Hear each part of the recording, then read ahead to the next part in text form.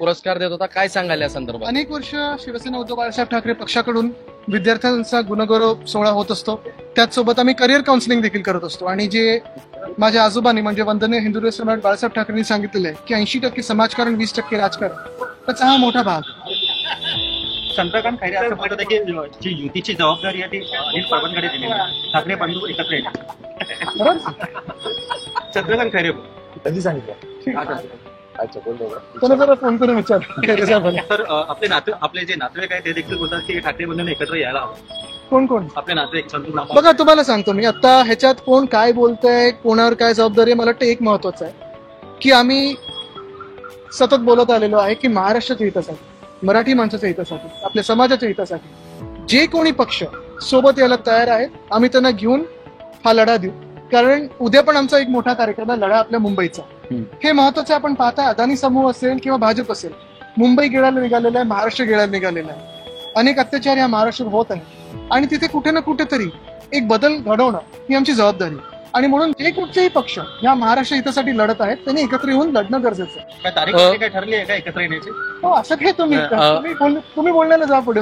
आपण पाहिलं असेल तर कुर्ल्यामधले जे आमदार आहेत मंगेश कुडाळकर, आता तिकडचे लोक प्रश्न उपस्थित करतात, क्या हुआ तेरा वादा, जी जागा नक्कीच आपल्याला माहितीये.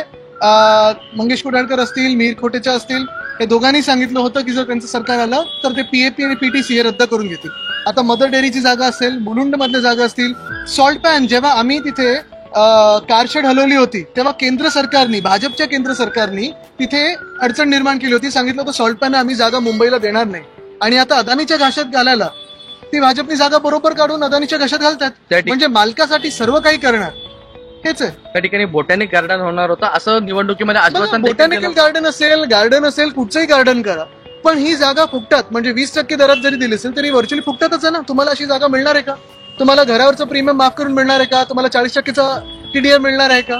एवढं सगळं जर असेल मग तिथे तुम्ही गार्डन बनवा. धारावीत पण आमची मागणी आहे, उद्या आम्ही मांडणार होती. आपण पाहिलं असेल तर दुसरा उद्धव ठाकरे, राज ठाकरे आणि एकनाथ शिंदे एकत्र यायला पाहिजे असं वक्तव्य गजानन कीर्तीकर यांनी केलेलं आहे. ठीक आहे. दुसरा असा विषय होता की आपण पाहिलं असेल तर अनेक जागा या अदानीला देण्यात येत आहेत आणि जे धारावी प्रकल्प आहेत त्यात अनेक जण अपात्र होत आहेत. तर हा पण किती महत्वाचा मुद्दा आहे. त्याच्यासाठी तुम्ही उद्या थांबा, कारण उद्या आमचा जो लढा आपल्या मुंबईचा आहे तो सुरुवात होत आहे आणि त्याच्यातूनच आम्ही एक वेगळं आंदोलन उभं करत आहोत. आणि जसं मी सांगितलं ना की ह्या मुंबईसाठी, ह्या महाराष्ट्रासाठी, मराठी माणसासाठी जे कोणी सोबत यायला तयार आहेत त्यांना आम्ही सोबत घेऊन पुढे जाणार आहोत.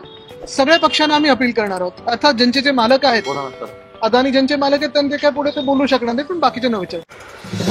नवीन घडामोडी पाहण्यासाठी आजच आम्ही मुंबईकर 24 तासला लाईक करा, सबस्क्राईब करा आणि अपडेट राहा.